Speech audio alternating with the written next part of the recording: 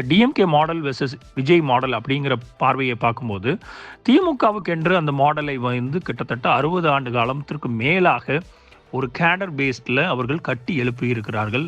அவர்களுடைய தொண்டர்கள் புடைசூழ அந்த 60 ஆண்டு காலமாக நீட்சியாக இருக்கக்கூடிய அந்த ஒரு மாடலை, அதுவும் மைக்ரோ பூத் ஸ்ட்ராட்டஜி லெவல் பண்ணக்கூடிய ஒரு திமுக போன்ற மிகப்பெரிய ஒரு கட்சியினுடைய வெல்ஃபேர் ஸ்கீமை மட்டுமே வைத்து, நலத்திட்ட உதவிகளை மட்டுமே வைத்து வாக்குகளை அறுவடை செய்ய துடித்து கொண்டு இருக்கக்கூடிய அந்த திமுக மாடலை விஜய் மாடல் அப்படிங்கிற இன்றைக்கு கரண்ட் ஸ்டேஜில் எமோஷ்னலாக கனெக்ட் செய்ய முடியும் ரசிகர்கள் மன்றங்கள் மூலியமாக அப்படின்னு பார்க்கும்போது, எப்போவுமே அந்த ரசிகர்கள் வந்து ஒரு ஆர்கனைஸ்டாக ஸ்ட்ரக்சர்டாக இருக்கக்கூடிய அந்த தேர்தல் பரப்புரை ஒரு மெக்கானிசத்தை உடைக்க முடியுமான்னு பார்த்தோம்னா இதுவரைக்கும் அது நடந்ததாக சரித்திரம் இல்லை. அப்போது எப்போ பரப்புரைகள் மிகப்பெரிய ஒரு கிரிட்டிக்கலான ஒரு பொசிஷனாக விஜய்க்கு மாறும் அப்படின்னா, விசிபிலிட்டி, கிரெடிபிலிட்டி அப்படிங்கிற 2 ஃபேக்டர் இருக்குது.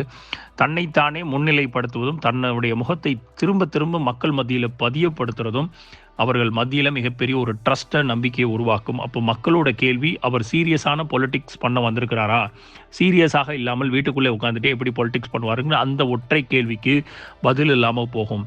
மெயினாக நெரேட்டிவ் கண்ட்ரோல்னு ஒன்று இருக்குது. தேர்தல் அரசியலில் மிகப்பெரிய ஒன்று, சித்தாந்தங்களை வலுவாக திருப்பி திருப்பி கொண்டு போய் மக்கள் மத்தியில் சேர்க்கிறது.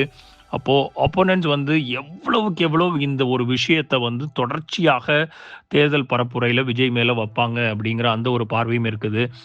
ஒரு தேர்தல் பரப்புரை இல்லைன்னா பதில் சொல்லவே முடியாத ஒரு சூழ்நிலையை விஜய் அவர்கள் மிகப்பெரிய ஒரு மக்கள் மன்றத்தில் பண்ண வேண்டியது இருக்கும். அதுவும் இல்லாமல் வாக்காளர்களுடைய நம்பிக்கை கிராமங்களில் நம்ம ஊருக்கு வந்தாரா அப்படிங்கிற அந்த ஒற்றை வார்த்தை போதும்.